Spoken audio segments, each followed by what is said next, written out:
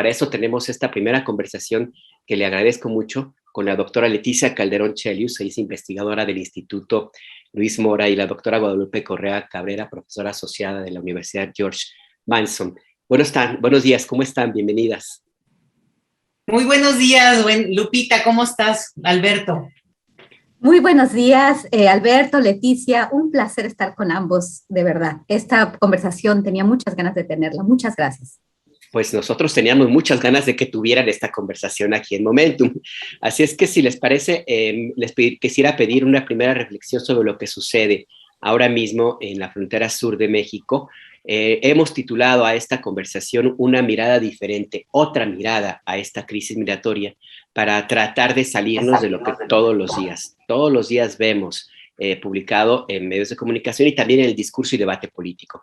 Entonces, doctora Leticia Calderón, su balance, ¿qué podemos decir de esto que sucede bajo una óptica distinta de lo que vemos a diario?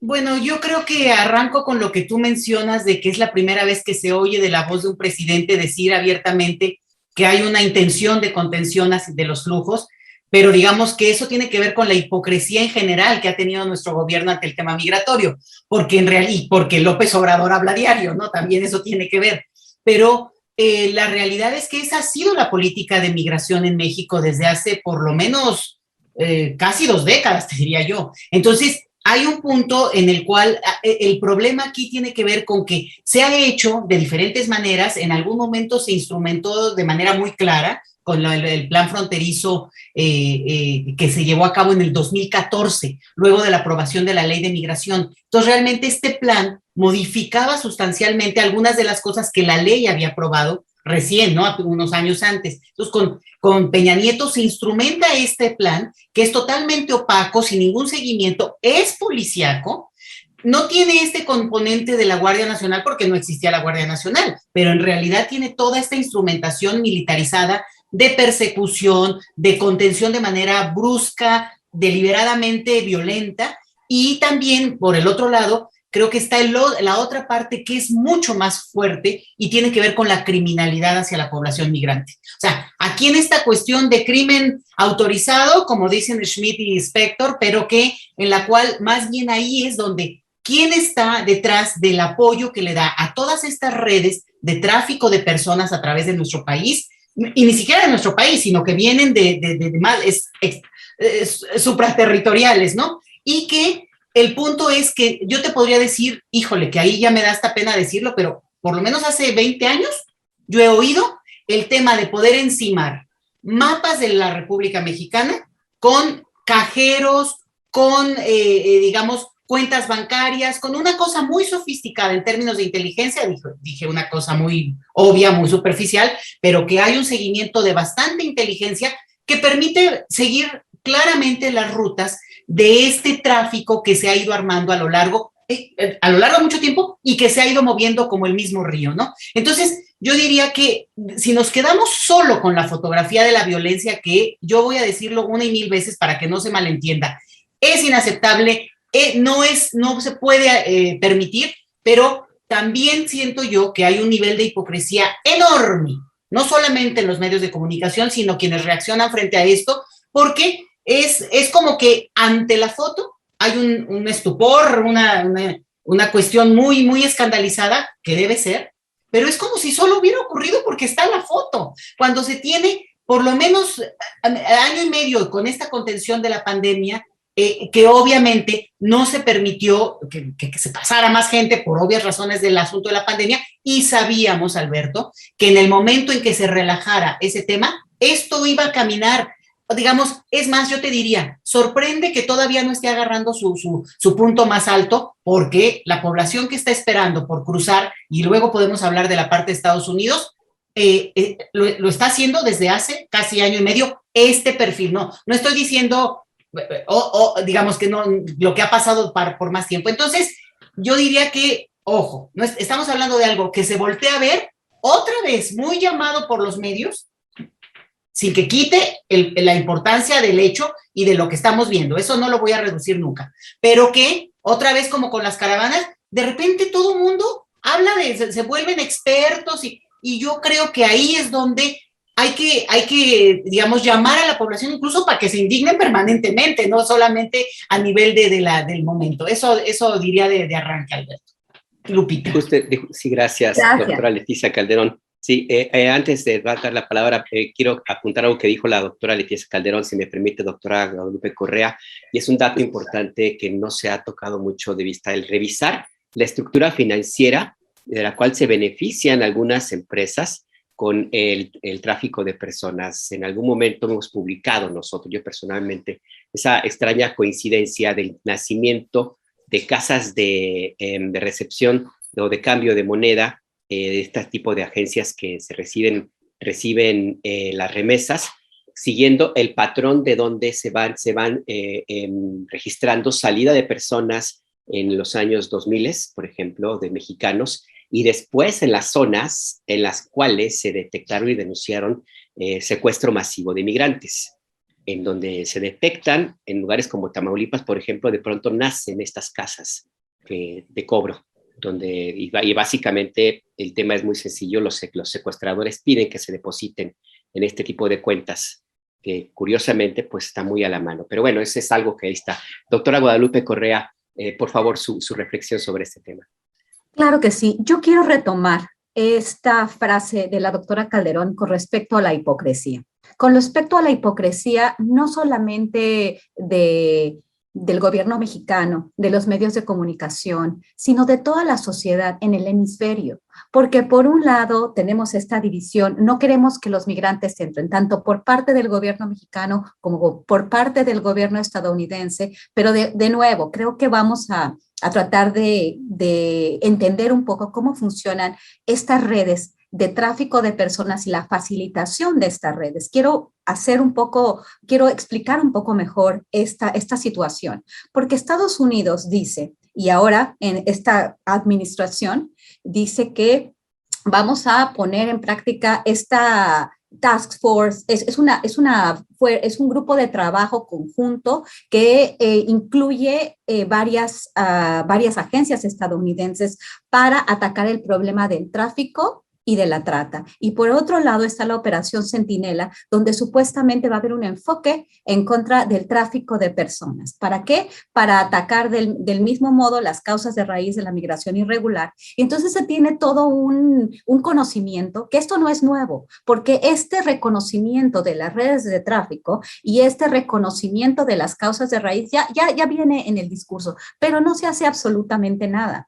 Esta facilitación de lavado de dinero por estas grandes cuotas que cobran los traficantes de personas, se lavan mucho de esta parte en los Estados Unidos, porque los migrantes no tienen dinero para dar estos 7,000, 12,000, 8,000 dólares que les cobran los traficantes de personas. Entonces, en realidad hay todo un aparato que facilita esto, por ejemplo, lo que es Walmart, lo que son compañías como MoneyGram, como la más importante, ahorita se me olvidó el nombre, pero bueno, hay varias empresas que facilitan estos movimientos de dinero y como dice la doctora Calderón, se tiene un mapeo y se conoce, pero como el secreto bancario de todas estas compañías no permite que supuestamente se comparte información a investigadores, pero deberían de haberlas compartido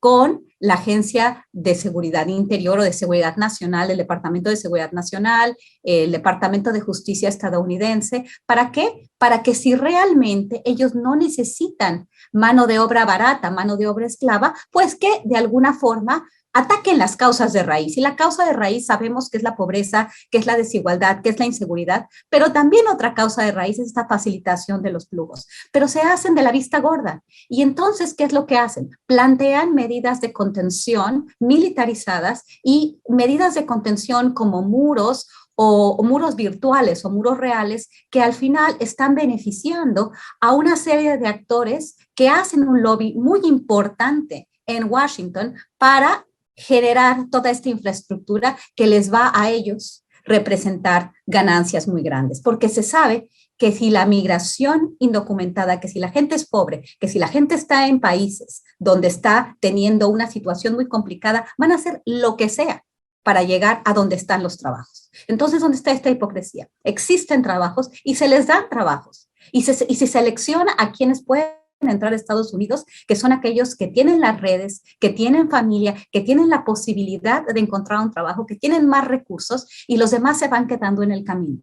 Y esto lo hace, esta hipocresía, esta hipocresía también se encuentra en el análisis de estos fenómenos, en la sociedad misma, que como dice la doctora Calderón, se enojan, ¿verdad? Cuando hay un enfrentamiento, ¿no? Es todo un sistema que habría que analizar con muchísimo más rigor y en diferentes condiciones. Yo no voy a seguir hablando ahorita porque creo que estoy esperando las preguntas y las participaciones, pero estoy totalmente de acuerdo con esta cuestión del tráfico humano y de esta bipolaridad o de esta hipocresía por parte principal de la economía más importante, que se aprovecha del trabajo de los migrantes, que sabe lo que está sucediendo y que realmente no está de ninguna forma atacando el problema que supuestamente tienen porque necesitan ese trabajo esclavo, esta mano de obra barata, ¿no? En algún momento, cuando se estableció la llamada Operación Guardián del lado de la parte de la costa oeste en 1991, según recuerdo 92, por parte de Bill Clinton, y desde la que siguió la Operación Río Grande en el lado de la frontera con Texas, ya por el Golfo de México, que implicó construir una especie de muro, porque en algún lugar ni siquiera es un muro, es nada más una cerca de alambre. La intención era, además de la Border Patrol, era establecer una especie de política de disuasión a partir de la detención de todos y la expulsión inmediata de todos. Esta estrategia fue diseñada por militares en Estados Unidos. Pero en ese momento lo que ocurrió, doctora Leticia Calderón, usted lo recuerda muy bien, es que la migración no se detuvo, simplemente se fue por lugares más peligrosos, por zonas desérticas, y hay una cantidad importantísima de personas que murieron en el intento de cruce. En aquel momento una de las tesis que se planteaban, lo recuerdo, lo publicaba también yo, era pues que se trataba de una especie de proceso de selección natural, es decir, que llegaran los más fuertes, los que sobrevivieran ese viaje cruel, durísimo, porque sería una mano de obra de la que se necesitaba, pues, de la economía estadounidense. Ahora mismo, con lo que vemos ahora que sucede en estos últimos años, doctora Leticia Calderón, tenemos de nuevo este modelo, esta idea del mercado estadounidense que demanda a un cierto tipo, perfil de personas y rechaza a otras, y hablo concretamente de africanos y haitianos, por ejemplo, y el cual el gobierno mexicano, pues, parece que está colaborando, no sé si consciente o inconscientemente. ¿Cuál es su evaluación, doctora Leticia Calderón? Mira, yo creo que justamente hablar de repente de los gobiernos, creo que se queda corto, porque claramente es un sistema, y fíjate, tú decías cómo se vuelve un embudo, digamos, pero esto no ha dejado de ocurrir, el mercado estadounidense ha ido requiriendo, por ejemplo, mano de obra más calificada, y me refiero no a alta escolaridad, no, gente que cada vez, y que México ha ido produciendo, porque nuestro país ha avanzado en términos de escolaridad las últimas décadas. Bueno, también el mercado estadounidense fue requiriendo este tipo de mano de obra que pudiera, por ejemplo, acceder a cuestiones más tecnológicas, incluso en el campo. Entonces, se fue perfilando tipos de mercados que fueron requiriendo diferente mano de obra. Hay una mano de obra muy necesaria para el mercado estadounidense, y ojo con esto, acaban de aprobar en Estados Unidos un presupuesto multimillonario que pretende reactivar la economía con esta intención de arreglar las carreteras, los caminos, como que retomar un poco esta cosa del brillo que tiene que tener la vida cotidiana, y necesitan, bueno, pues gente que trabaje de manera masiva, con salarios, pues, digamos, mínimos para ellos, que para nosotros no son nada mínimos, ¿no? Y que ese es el atractivo que tiene para la población trabajadora de muy bajos recursos que está yendo desde otros lugares. Entonces, ¿qué va a pasar? Pues que claro que necesitan mano de obra, y además hay que contarlo, y creo que hay que verlo más panorámico, con elementos que son fundamentales, como el cambio demográfico en Estados Unidos, las últimas décadas, pero estos últimos años, y sobre todo el año pasado, fue el año de menor número de nacimientos en toda la historia de Estados Unidos, lo que proyecta que, bueno, lo que ya sabemos de estas sociedades y que la nuestra está entrando en ese panorama también a mediano plazo, que es un envejecimiento de la sociedad y por tanto un reacomodo. Esto de la migración, y me gusta la palabra hipocresía y la uso mucho, porque la verdad, al final de cuentas, pues es parte de una ficción que nos hemos construido como sociedades contemporáneas hace 2 siglos, ¿no? Esta idea de que los países, cuando en realidad son reacomodos por necesidades de cómo se va el propio mercado laboral, o hablaba de un tema muy importante la doctora Correa, y es la reunificación familiar. También muchas veces este flujo de migrantes tiene condiciones, además de que se entrega y literalmente se vuelve esclava por todo esto que implica un seguimiento por años de pagar una deuda, como se hizo al inicio de Estados Unidos, cuando la gente migraba para poder ir a Estados Unidos y quedaba como esclavo hasta que pagaba su deuda. Es el mismo esquema, ¿no? Ahora sí que 3 siglos después.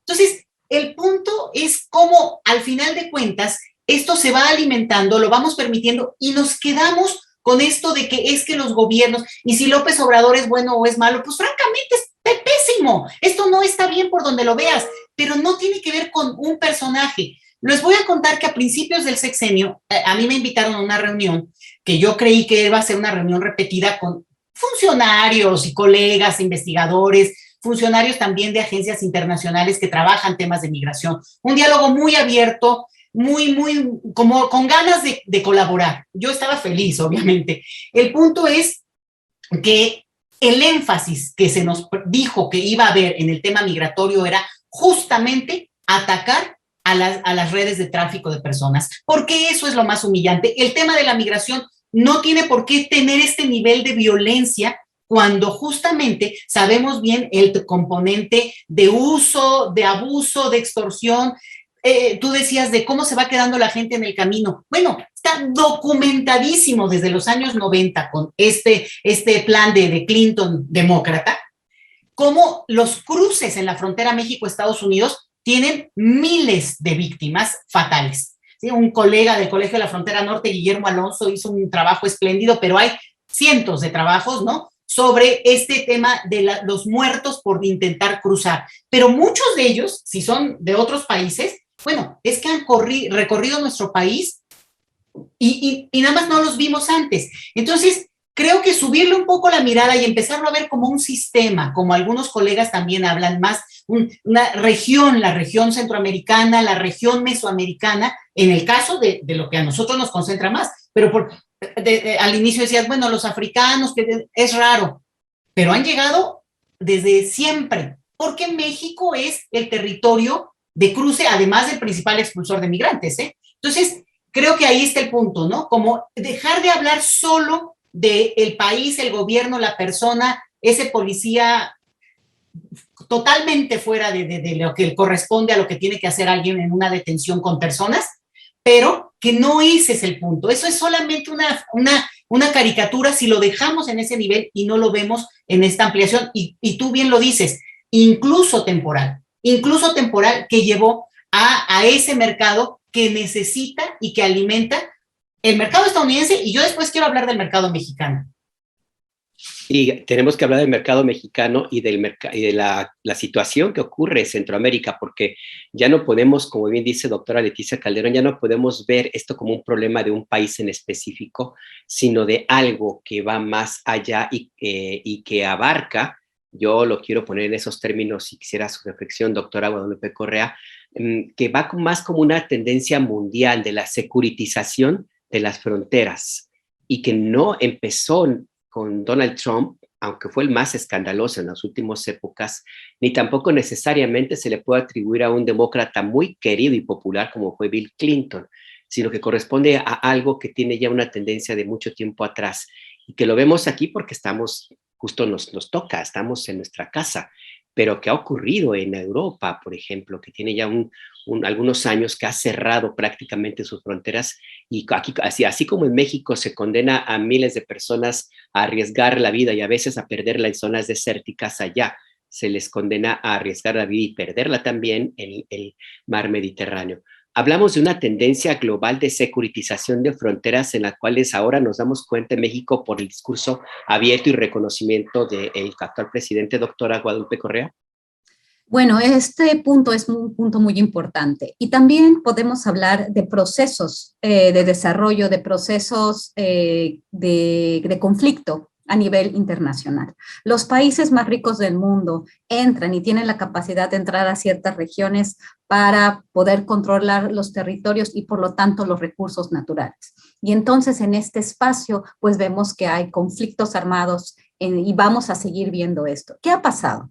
¿Qué pasó con el tema de Afganistán, de Irak, de Siria, de Yemen? Todas estas personas que tienen que salir de sus países precisamente por conflictos armados que pasan en el norte de África y en muchos países del continente africano, pues este tipo de cuestiones. ¿Y quiénes son los responsables de estas migraciones forzadas? Pues los países más ricos, que al final entienden que esto pasa y le pasan la cuenta a los países de medio ingreso como México o Turquía. Esta idea de del tercer país seguro. Yo recuerdo que antes, en el periodo de transición, se hablaba en los Estados Unidos de estos esquemas de que México se debía de transformar en un tercer país seguro. Y este esquema no se discutió únicamente en la administración de Donald Trump. Se discutió antes, tuve muchas pláticas y posibilidad de hablar con personas que supuestamente estaban muy interesadas en regularizar los flujos migratorios, esta migración segura y ordenada de la que hablan los estadounidenses, más liberales de alguna forma, pero imperialistas de cualquier forma. Entonces empiezan a hablar de este de este acuerdo de tercer país seguro.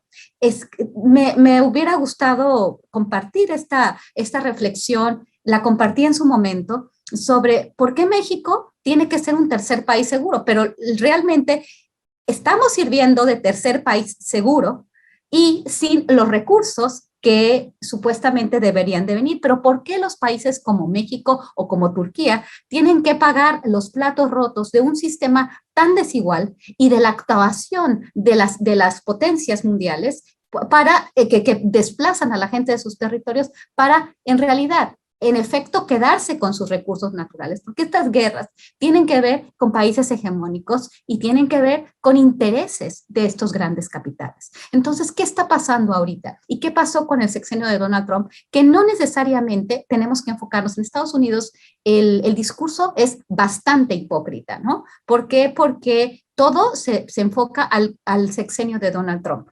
¿Qué hizo Donald Trump? En realidad es un cambio de discurso.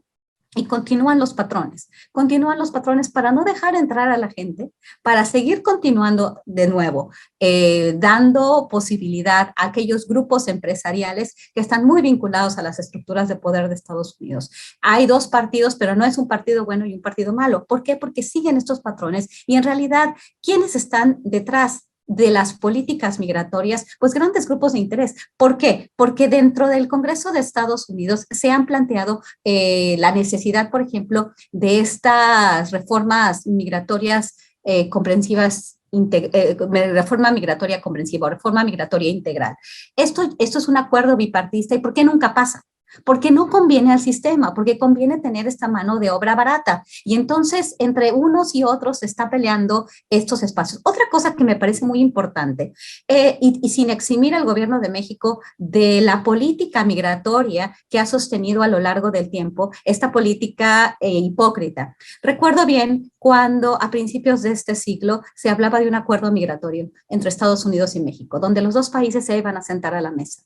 Pero en realidad es la misma idea de lo que estamos viviendo ahora. México iba a contener para los flujos en el sur del continente, o sea, los flujos de su frontera sur, y entonces iba a haber un acuerdo por el cual se iba a permitir la legalización de mucha de la mano de obra irregular que estaba viviendo en los Estados Unidos. Pero al final pasó el 11 de septiembre y México deja de estar considerado para sentarse a la mesa. Pero en realidad era la misma lógica. No quiero decir, pero México sí está en una jaula de alguna forma de los procesos geopolíticos y de la dominación obviamente, de Estados Unidos y Canadá en el tratado ahora en el TEMEC, el tratado que tiene 3 países, ¿no? Entonces, en realidad, no quiero eximir tampoco al gobierno, pero no tiene mucho para dónde hacerse. Al principio se iba a sentar a la mesa, pero después, con un tipo de diplomacia, ciertas administraciones quedan un poco más dóciles, pero después, durante el gobierno de Donald Trump, te pongo un arancel y me haces lo que yo digo, o te pongo un arancel y te destruyo tu economía en una semana.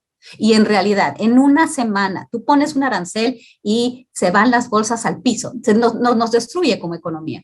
Y de alguna forma, tampoco eximiendo al gobierno de México, porque también hay maneras de negociar este tipo de políticas. ¿Para qué? Para hacerlas de una forma que no ponga al gobierno de México en la postura que nos están poniendo, obviamente. Pero también es complicado, o sea, ¿por qué? Porque por un lado está mal, por otro lado no podemos decir que México tampoco tiene agencia y que siempre está en una jaula, pero en realidad de alguna forma lo está.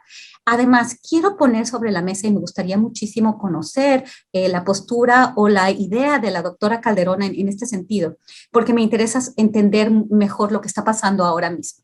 Pareciera ser que lo que está sucediendo en Frontera Sur corresponde a un acuerdo que no conocemos bien sobre el desembolso de ciertos recursos para las inversiones en la parte sur de México. ¿Por qué? Porque el gobierno mexicano me da la impresión que no ha sido lo suficientemente claro en el sentido de esto del acuerdo, o bueno, del acuerdo, de la decisión de la Corte Suprema de los Estados Unidos para continuar con el programa Quédate en México, que lo hablé con la doctora Calderón en un momento. Este programa se va a dar solamente si México acepta. ¿Y qué vimos en Frontera Sur? Pareciera ser que ya hay como un acuerdo, que ya hay acciones planteadas de forma conjunta, sin plantear es una hipótesis, ¿no?, de trabajo, simplemente con lo observado en estos últimos tiempos, que coincide de una forma interesante con la organización de caravanas y la visibilización en medios internacionales de comunicación. Simplemente lo quiero poner sobre la mesa. Me gustaría mucho discutir este tema y me gustaría conocer lo que ustedes dos piensan en este sentido. ¿Qué estamos viviendo? ¿Cuál es el papel de México? Y en este marco del sistema y de la hipocresía que podemos ver en varios ámbitos, ¿no? De la academia, de la sociedad, de los gobiernos y de los procesos hemisféricos que estamos comentando. Me ganó la pregunta o me leyó el pensamiento, doctora Guadalupe Correa, porque era justamente lo que le quería preguntar a la doctora Leticia Calderón. Pues, si quiere usted comentar lo que plantea la doctora Guadalupe Correa, doctora Leticia Calderón. No, simplemente, por ejemplo, de las caravanas, decir que creo que es una partecita, una forma de intentar migrar, pero que realmente en un sentido, digamos, ya más amplio, no específicamente en el caso de la gente que se aventura a caminar así, bueno, pues desvía la atención, porque todo lo demás sigue ocurriendo como ha venido ocurriendo. Otra vez, no se nos olvide el tema de la pandemia, porque eso sí alentó la movilidad de una manera real, sí ocurrió. O sea, sí nos pasó una pandemia, sí se nos atravesó en el camino, ¿no? Entonces, reconfiguró ciertos escenarios que le dieron un respiro al gobierno mexicano en este escenario, porque no hubo necesidad de acelerar los trámites o los acuerdos que se han ido teniendo. Yo desconozco qué tratos directos haya, sería interesante que nos lo dijeran de una manera como más clara, pero obviamente el gobierno mexicano evaluó en su momento que ser un tercer país seguro de manera oficial no era prudente por el costo político, porque seguramente al final de cuentas ataba a una cuestión ya legal que era imposible romper en el contexto de lo que se tenía, pero actuó de facto. O sea, de alguna manera, pues acabó siéndolo. Y ahora tienes razón con este asunto donde es probable, o por lo menos parece, que hay una intención de visibilizar, mandar un mensaje con esta contención que no necesariamente lo es del todo, porque finalmente, y aquí hay otro asunto, además de las propias redes, la información que la gente tiene le va permitiendo evaluar qué tanto es viable o no avanzar y qué tanto es viable llegar a un lugar, y tenemos que decirlo así como es. Cuando llegó Biden al poder, manda una señal, y una señal que abrió las fronteras. O sea, la gente que había estado con mucha pena, con mucho dolor, esperando en la frontera norte, que había logrado llegar en aquella primer caravana del 2018 y la de 2019, y que se instaló en la frontera con las penurias que vivieron, finalmente pasó, ¿eh? Esa gente cruzó. Ahora la quieren regresar y es parte de la negociación que pregunta Guadalupe, ¿no? Pero en realidad hay al final, digamos, para la persona que está dispuesta a hacer lo que sea, el mensaje es, bueno, pues si te lleva 2, 3 años, pero al final entras y con una visa, entonces, bueno, hay que hacerlo, porque hay menos, digamos, de lo que vengo o desde donde vengo, digamos, conviene más esta situación de espera. Entonces, también el mensaje, y yo lo he visto con gente que me lo ha comentado también en albergues, que al final dicen, no, pues ya nos hablaron desde Missouri, desde, no, donde quieran ustedes, que ya llegaron. Pues, ¿cómo que ya llegaron? No, pues ya, digo, después de penurias horribles, ¿eh? Yo no le voy a quitar aquí ni un gramo de dolor que pasa a la gente, pero el mensaje al final también influye mucho. Entonces, esa disposición. La parte de frontera sur, yo creo que ahí está este acuerdo, y ayer se hablaba, ayer se anunciaba que México no estaría, a pesar de que en Estados Unidos ya se dijo que avanza esta cuestión de regresar a las personas a que aguanten el tiempo que necesiten para después solicitar su trámite de solicitud de asilo en Estados Unidos, México está en negociaciones técnicas, así se menciona. Así es lo que yo he visto está en negociaciones técnicas, y al mismo tiempo también yo leí ayer que se anunciaba un recurso de inversión en la frontera mexicana, que México pedía mucho más, pero que finalmente parece que quedaría en $1,000 millones, no sé si al año, no tengo idea, no vi una nota ya oficial que pueda yo corroborar. Pero lo que sí me queda claro es que hay esta intención de que al final de cuentas hay como paga, por lo menos cobrar de alguna manera. Y eso es lo que tiene el esquema de tercer país seguro, ¿no? Algunos incluso decían, bueno, pues ya que por lo menos lo haga cobrando. Y creo yo que no es conveniente por lo que señalaba, ¿no? Al final queda una cuestión ya muy atada. Pero ahí hay esa tentación, debe haber mucha tensión, la cual nosotros no conocemos, porque al mismo tiempo, si México no acepta que las personas regresen a nuestro país para esperar su condición de asilo, en realidad le acaba haciendo un gran favor a Biden, porque en realidad le resuelve el problema de avanzar en su posición poco más humanitaria que la que había, de dejar a la gente en México, pero diciendo, es México y no soy yo. Y entonces ya políticamente desactiva esa situación. A mí me parece que para México sería muy decoroso simplemente decir, pues seguimos con negociaciones técnicas o como le quieran decir, pero no tenemos condiciones para resolverlo en este momento. Un argumento contundente es la famosa pandemia, que tan es así, es la hora en que no abren la frontera norte de México con Estados Unidos, ¿no? Entonces, ahí está el punto. Y otro que no quiero dejar de incluir porque lo mencionaban, los países de Centroamérica. Perdón, pero los países de Centroamérica son soberanos, democráticos, o sea, nos podrán no gustar, y yo creo que ahora viene un escenario difícil en El Salvador, por ejemplo, pero son gobiernos que llegaron por la vía electoral.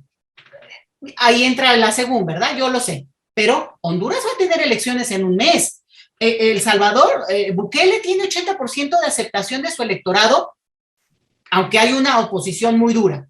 O sea, salvo Nicaragua, diría yo, bueno, que claramente ahí ya hay una situación que preocupa enormemente. Lo que tenemos es que es una región donde los gobiernos fueron avanzando en términos, por lo menos, de lo que dice el manualito democrático electoral. Y por tanto, ¿por qué no están en la mesa?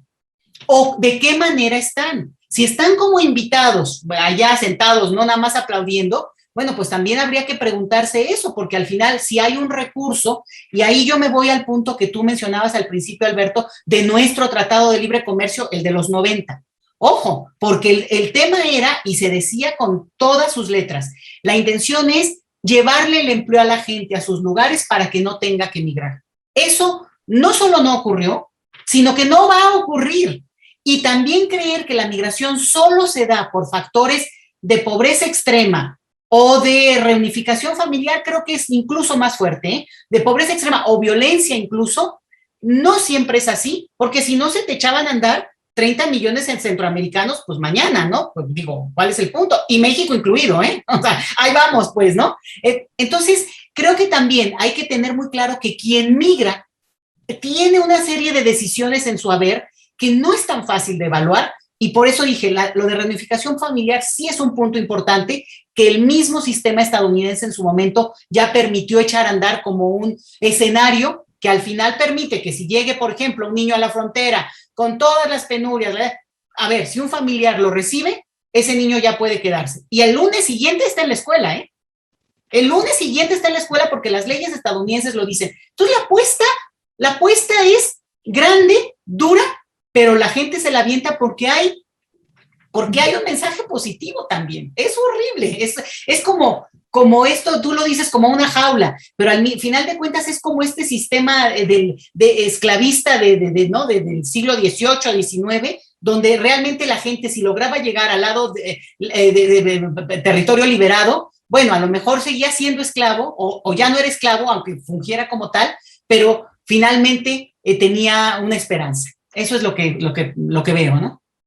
Sí, porque en este tema hay muchísimos aristas que se pierden de vista por concentrarnos en las imágenes fuertes, brutales, inclusive que ocurren, por ejemplo, en la frontera sur recientemente con este agente de migración que patea a una persona caída, y el escándalo se hace a partir de esta imagen, en la discusión, el debate, etcétera, pero se pierde de vista otros elementos que están allí y que han estado presentes.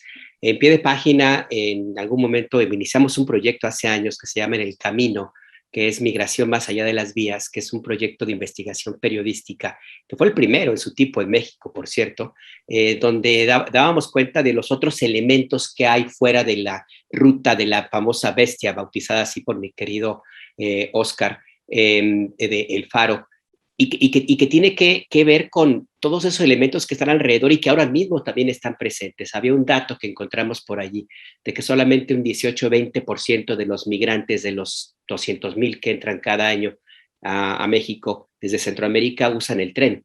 ¿Y el resto? ¿En dónde están?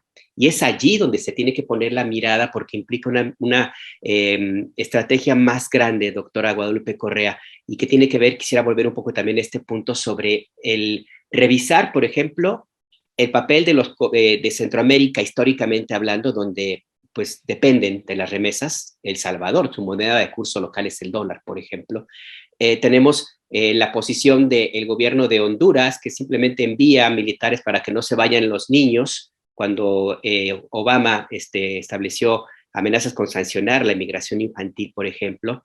Y tenemos a Guatemala, donde simple y sencillamente mantiene su propia dinámica en la región del Soconusco. Al final del día es una condición que está allí, que no parece políticamente a veces hacer mucho, pero que también se necesita y que se ha tratado de reivindicar recientemente con un afán, yo creo, califico un poco más político que realmente efectivo de parte del gobierno del presidente López Obrador, de echar la mirada hacia el sur y tratar de apoyar con recursos para que la gente no migre, haciendo a un lado que hace muchísimo tiempo que hay muchísimos millones de dólares invertidos justo para que no migren las personas y no ha ocurrido prácticamente nada.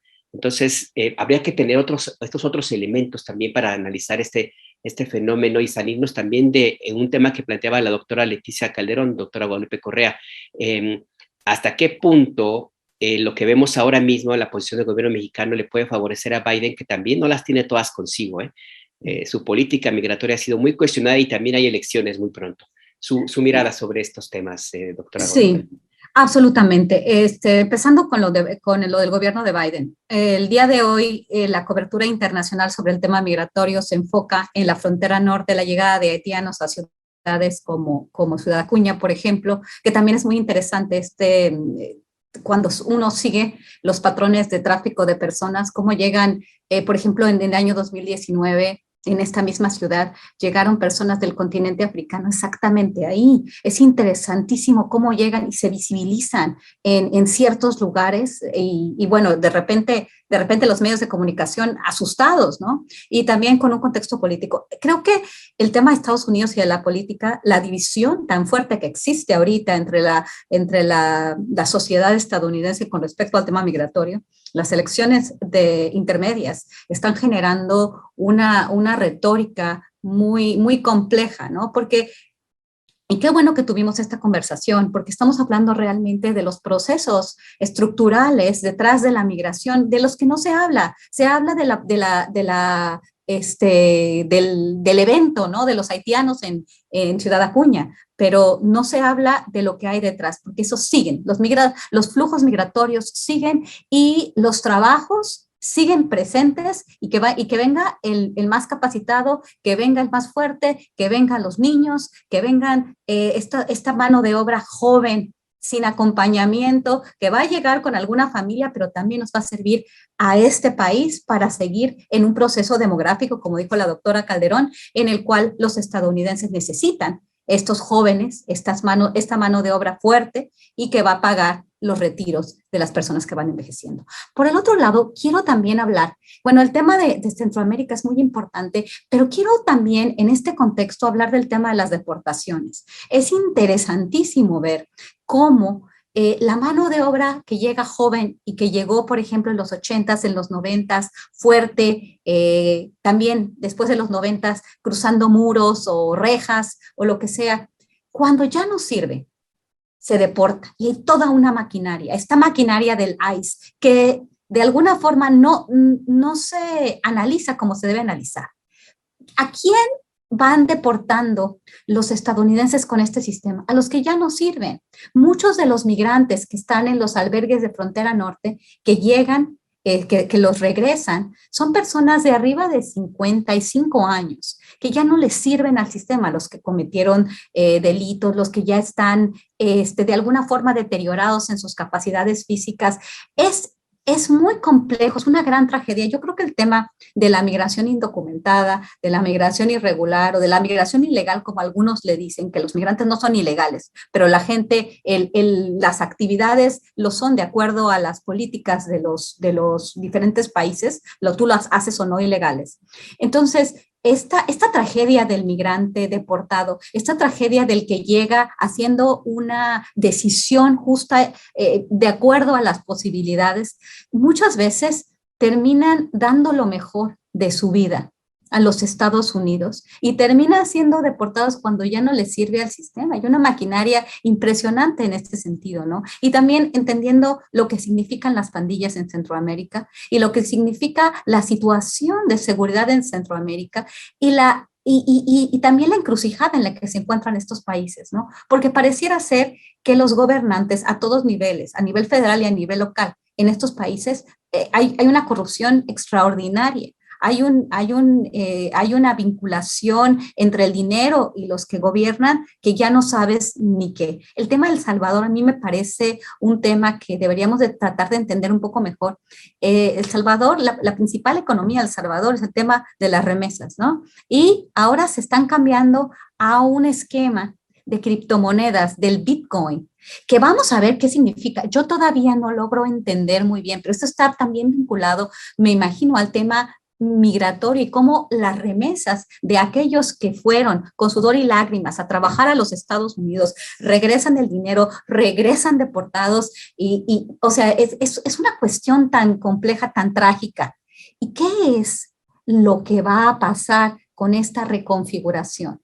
¿Quién es Nayib Bukele? ¿Trabaja con Estados Unidos o no trabaja con Estados Unidos? ¿Con quién está vinculado? Y en un proceso de elecciones en Estados Unidos y de insatisfacción, porque todas estas imágenes que presentan los medios de comunicación, que presenta el Washington Post, el New York Times, la revista Vice, de migrantes de otros países, de Haití, de Cuba, o sea, además hay que pensar en estos países, lo que está significando para la sociedad estadounidense y este rechazo que se está causando con relación a los migrantes que están llegando y el efecto que esto va a tener en las políticas, porque una cosa es lo que diga Joe Biden y Kamala Harris y lo que diga Donald Trump. Al final se está reforzando este sistema injusto, este sistema hipócrita que atrae a los jóvenes, que pone muros, que beneficia a los ricos y que al final deporta a los que ya no sirven.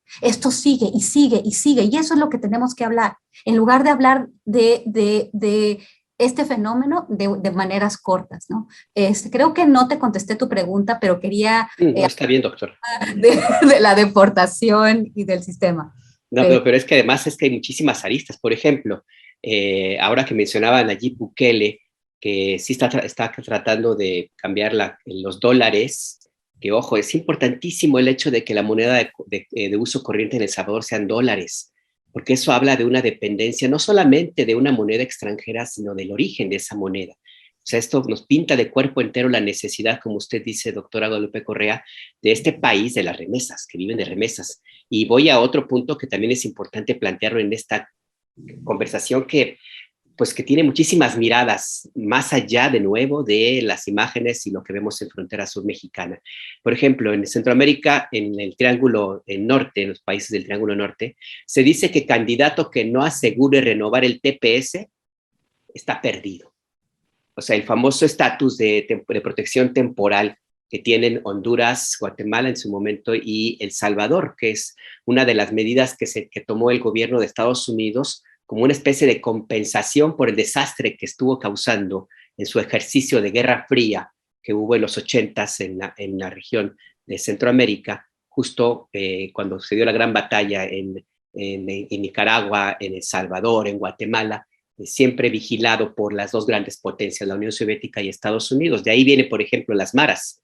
Las pandillas de maras nacieron en Los Ángeles, no nacieron en Centroamérica. En fin, que también tenemos estos elementos, doctora Leticia Calderón. Y usted hace antes de para que se nos quedan pocos minutos, y yo me quedé picado con eso que usted dijo que quería hablar de México. ¿Qué es lo que quería hablar de México? ¿Se refería usted, perdone que le pregunte así, a que México estaría también necesitando de o cuál es el papel, vamos, de México en todo esto que estamos viendo ahora mismo, más allá del presidente López Obrador, más allá del país como tránsito, pero sí como un país donde de nuevo tenemos una serie importantísima de personas a Estados Unidos, doctora Leticia Calderón? Pues dos cosas. Una, que yo creo que aquí hay un discurso que tiene dos aristas, ¿no? Una, déjenlos pasar o déjenlos transitar, en el entendido que claramente en términos de geopolítica, eso va a tener un punto en que se va a detener, más allá de que eventualmente pasen o no, pero es la frontera norte nuestra. Entonces, genera una serie de problemas, ahí sí en términos nacionales, vamos a decirlo, para el país por lo menos. Entonces, esa es una situación que complica mucho el escenario, no es lo que ocurre en países como Chile, Argentina, Brasil, que pueden tener o no buenas políticas migratorias, tienen sus problemas, pero no tienen esta situación con Estados Unidos, y por eso porque siempre, ¿no? ¿Cómo le están haciendo otros? ¿Cómo le está haciendo Colombia con los venezolanos? Sí, pero ellos no tienen esa otra presión que es geopolítica, y seguramente tienen acuerdos con Estados Unidos también. Con México, a ver, aquí con México entra una cuestión. Una es que, a pesar de que se habla mucho de que México se está volviendo un país de destino, no lo es del todo. La inmensa mayoría de las personas que siguen cruzando, sea por esta vía que están deteniendo en Tapachula, o las personas que eventualmente ya que van localizando en el camino, o las que logran llegar a la frontera norte y no cruzan, insisten en que su destino es Estados Unidos, porque Estados Unidos es la economía más rica del planeta por encima de cualquier otro país, y eso hay que entenderlo, porque si no, de repente es como que, ¿por qué esta necedad? ¿No? Bueno, pues porque van con un objetivo que tiene que ver, bueno, digamos, rehacer su vida en términos no solamente de condición social, sino económica, sobre todo en este primer punto, y ahí el tema de las remesas para ayudar a su propia familia.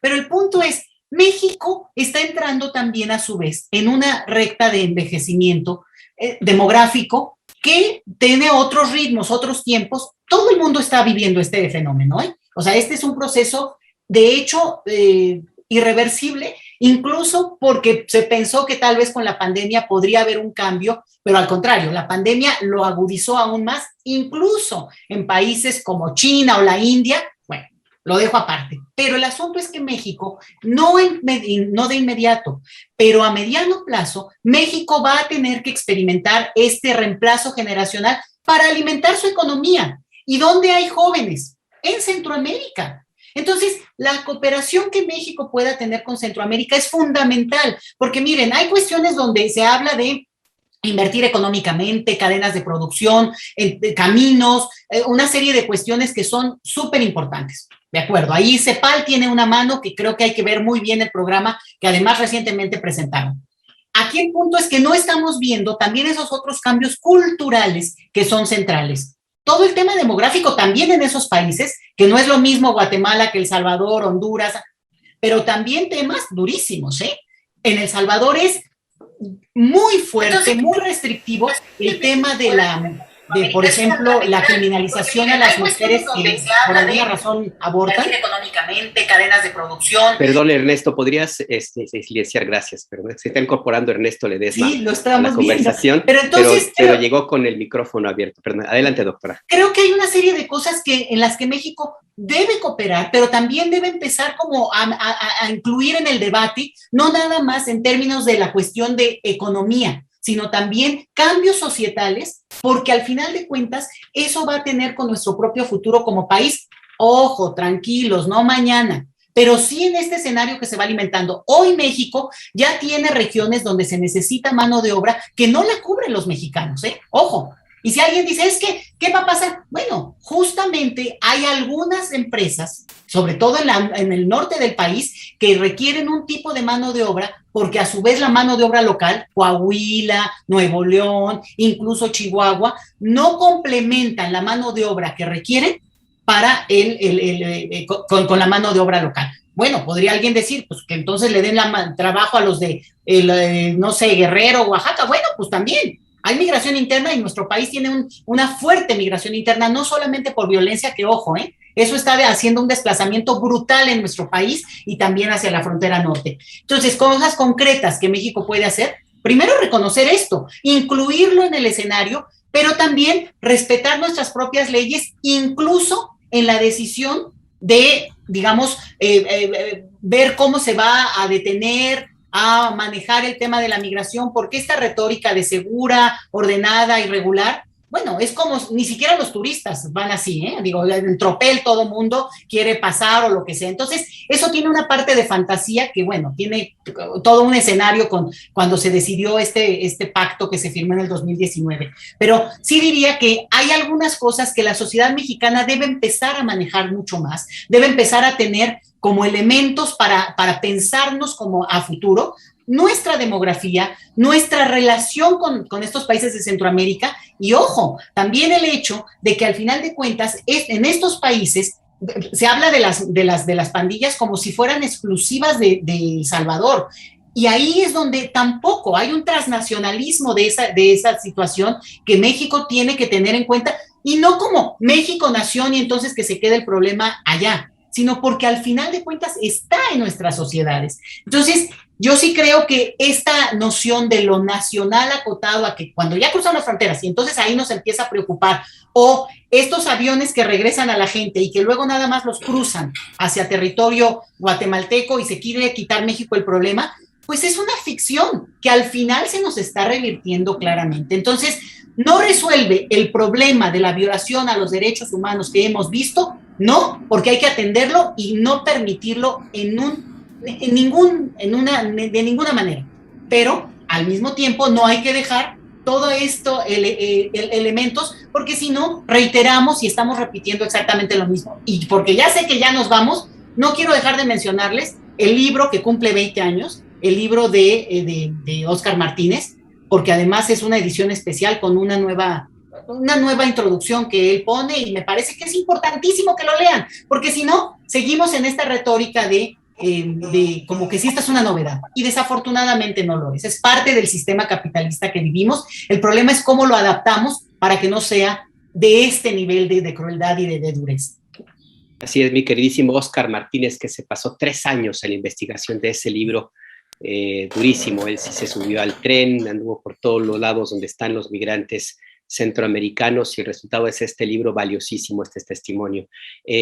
Doctora Guadalupe Correa, para cerrar, yo quisiera una reflexión sobre lo que planteó la doctora Leticia Calderón. Me parece muy, muy importante ese escenario a mediano plazo que va a tener que enfrentar México, un país que no se reconoce como expulsor de migrantes, un país que todavía en algunas regiones no se reconoce como binacional, un país que olvida que en la mayor parte de los municipios de México, el 80-90%, todos estos tienen personas viviendo en Estados Unidos. Somos un país migrante que no reconoce a los migrantes, y nuestro futuro es ese que plantea la doctora Leticia Calderón. Una reflexión sobre esto, doctora. Sí, por supuesto. Yo estoy de acuerdo con el esquema que plantea, y es un esquema de esperanza. Yo estoy un poco desesperanzada.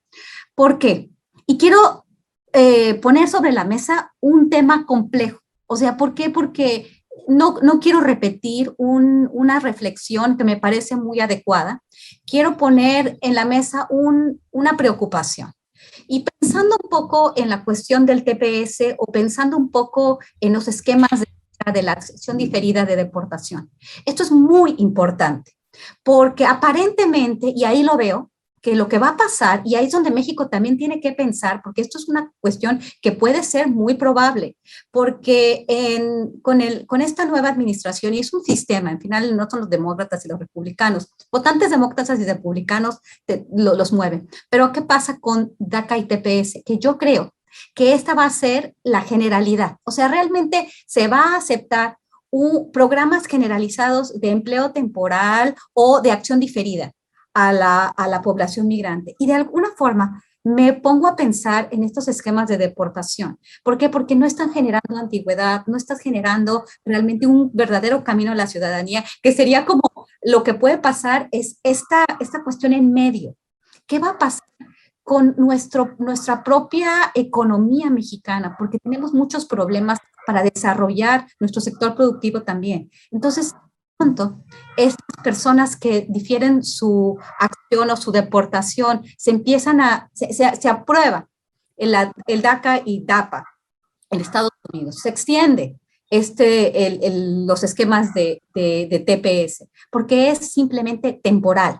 Son programas de empleo temporal donde los jóvenes van a ser aceptados, donde van a tener su visa.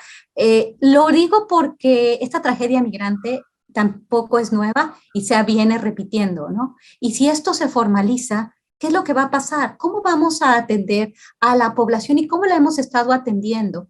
A los deportados que ya no pueden trabajar y que están siendo expulsados de un sistema injusto. O sea, quisiera aunar al comentario de la doctora Calderón este tipo de problemáticas, ¿no? Hay que avanzar, pero al mismo tiempo hay que considerar lo que puede suceder y lo que ha sucedido en este sistema capitalista tan injusto que vivimos y que pone al migrante en una situación siempre de desventaja.